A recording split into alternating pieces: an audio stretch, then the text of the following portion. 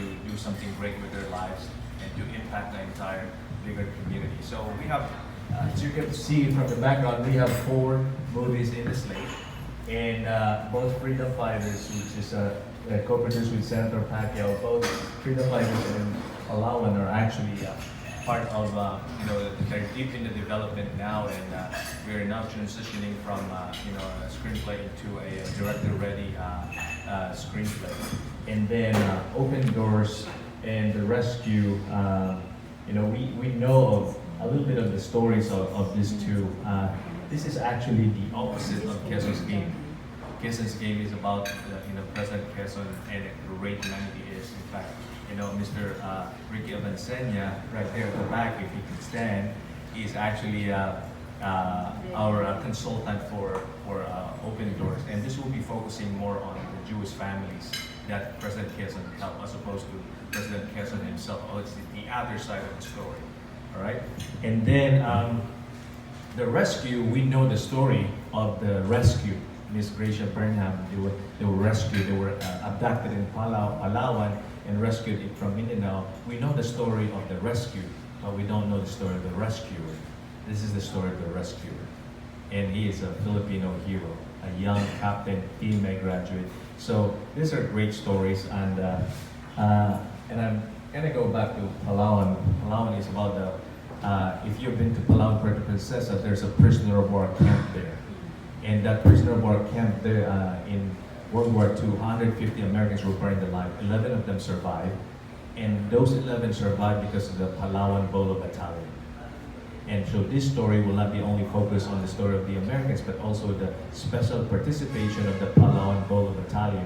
So we can see, makikita natin the connection that these movies will not be your typical Hollywood World War II movies where, the glory goes to one group of people, but this is actually a global film where it will actually honor all sides of the story, both the Filipinos and the Americans.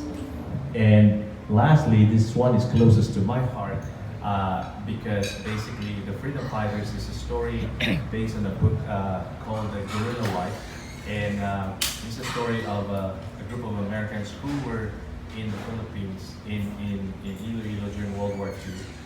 They were doctors, they were nurses, they were preachers, missionaries. And then another group is a group of mining engineers who became guerrillas. So basically the story of this is that they decided not to surrender to the Japanese. And then eventually they got caught, they got executed. But here's the power of the story. And the story is this.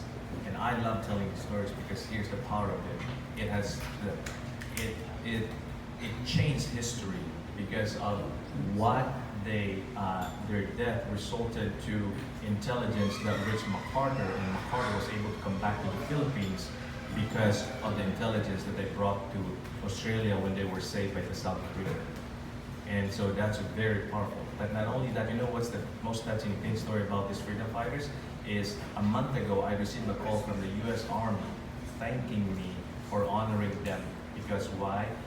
This story is actually going to honor also the 741 U.S. Army boys. I call them boys because they were 18, 19 years old who gave their lives in Iloilo. And they will be honored in the movie as well. And so the missionaries who were honored here were also part of the freedom fighters are the guys who started Central Philippine University, where I graduated from, and also in Iloilo Mission Hospital, which is the first nursing school in the Philippines. So these guys, if not for them, I won't be here. A lot of great Filipino leaders in the U.S. and around the world will not be in existence if not for the legacy of these Americans. So that's the short version of all those things. You can find them on our website, but that's a short introduction of all those 4 movies. So, I'm here to make sure that these are commercial films and that they're successful. And the thing that really separates these movies from other movies that are made in the Philippines by Philippine producers is that they're made for the global audience. So, there are 100 million people in the Philippines. It's a pretty aggressive marketplace and it's awesome. And yet, if we're producing for the global marketplace, we're looking at 2.5 billion people out of the 7.6 billion people that